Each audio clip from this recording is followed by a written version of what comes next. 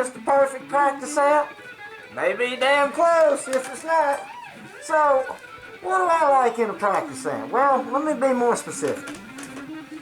If we're talking purely for practicing guitar, the less time you spend turning knobs, the more time you spend actually playing guitar. That's kind of what I'm basing this on. Now, does that mean that you want just an amp with one knob? Well, maybe if that works for you, but it might be a little more difficult than that, because if you're wanting to play music that has some gain or some distortion on it, you're probably going to want to practice with that sound too. But you might want to also play some stuff that's clean, so you want to be able to have both of those. And so, I'm going to tell you an amp that I think gets it just right, and let me show you how that works here. So this Marshall amp is MG Series 10 CD. It has one volume for a clean channel and another volume for an overdrive channel. Okay, now I do have a Marshall over there, a little bit older one, that just has 3 knobs because it just has one channel. And I think it's better to have 2 channels, because that way you can already have a clean sound dialed up for something that you're going to play clean or practice clean, and then an overdrive sound dialed up, and then you just hit the button to go between the two, as opposed to on that app, if you're going to go to a different sound, you're going to have to adjust a little bit more and spend more time fiddling with stuff. So this way you can have 2 sounds ready to go. Okay? The other thing that we got going on is we have gain. So I mean, if you're going to be playing with distortion or gain, you gotta have it. So there you go. So you can turn that up however you want, much you want, probably all the way. I mean, come on. You'd be surprised. I was surprised how sometimes if I do turn the gain down a little more, because I'm kind of one of these guys a lot of times just has it cranked all the way, that it actually kind of cleans up my playing. With surprise, fucking surprise, huh? I'm like, man, why do I always make so much extra noise when I play guitar? And then I crank the gain all the way out. I wonder why. Anyway, but still, you don't want to go down to a level where it starts sounding weird. Like if you've ever watched a video where they play metal songs without distortion and something just doesn't quite work with it. So, this Fender back here, this Fender Frontman 10G, sounds great clean, but for me, it doesn't get quite enough gain. I find that most amps that have I guess it's like a 6-inch speaker versus the 8-inch speaker tend to struggle a little more to get enough gain. That's why I say, in practice, I may actually crank it all the way up. And I think if you play through effects, it'd probably sound fucking great. But once again, there's an extra chord, there's your effects, there's more stuff to be pressing, so it goes against what I'm saying as far as what gives us the most time practicing guitar, if that's what the actual goal is. Okay? So, then so now something I want to note is as soon as you go to the 8-inch Fender speaker, Fender Frontman, like I got one back here. Hell, I recorded most of my albums on that amp cranked, and then put made a fortress of blankets and pillows around it so it didn't sound so loud, and then I could put the microphone in there.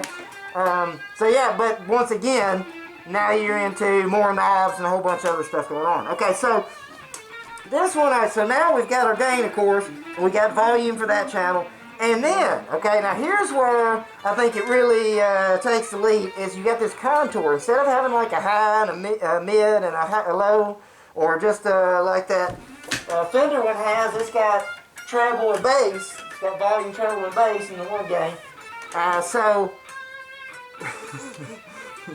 just having the one knob, you can pretty much adjust it to where you need to go. Like here, let me give you a little quick demonstration with this is just, and I've already used, as far as I know, a stock Squier Strat Affinity. It's one of the Affinity ones. This one was made in Indonesia. Like I said, I bought it used. As far as I know, I believe it to be completely stock. So just,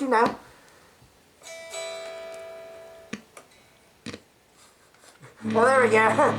You gotta turn the volume on the guitar up too. Pro tip.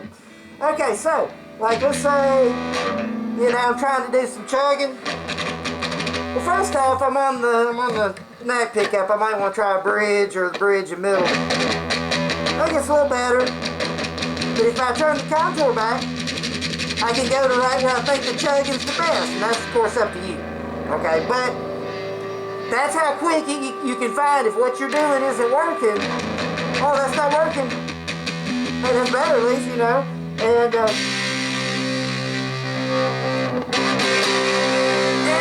probably for a Strat, you're gonna find a lot of what you want is gonna be to one side or the other. Like if you're playing with a humbucker, you might end up going maybe the other side of it. My point is there's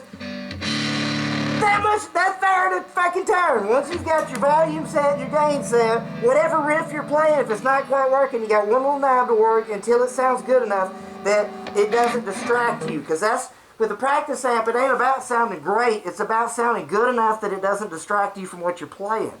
So this amp, I feel like with the one knob, is basically going to determine whether or not it's distracting you or not, because this one does get enough gain for me, for sure, to not distract me from what I'm trying to do. And it's also got, you can plug a CD in there, or you know, you can plug, or some other shit, whatever. So it's got an input jack. You can play along that shit. I haven't tried it on this amp, but just something interesting on other amps that I've plugged something in there. It's like automatically full volume. You have to control the volume with whatever you're plugging into. So I don't know if this amp's like that or not. I haven't tried it on this one because I just usually have music coming out with something else if I'm jamming. But you could play it both through the speakers, what I'm saying, if you really want to do that. And it's got headphones. Which I don't have either, so that don't even fucking help me, but might help you. So, those are my thoughts on what makes for the best practice amp. Now, ultimately, and I meant to say this at the beginning, whatever amp makes you keep playing is the best practice amp for you. Because for me, having more effects, as far as practice, which is awesome, but as far as practice going, the more time I said, oh, this might sound cool to do this, the less time I'm actually playing.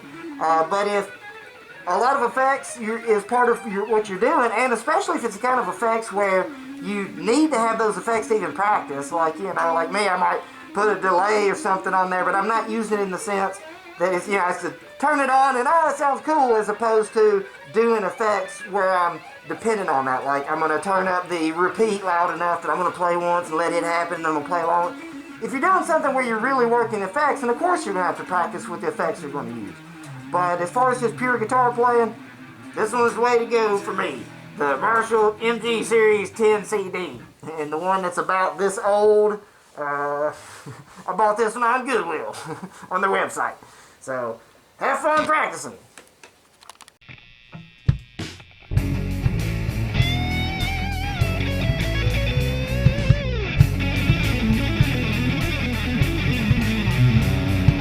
Time is flowing backward to a life without a care. Trying to find a memory, but it wasn't there. Maybe it's something I don't know, maybe I don't care. Maybe it's something you should outgrow, maybe you should share.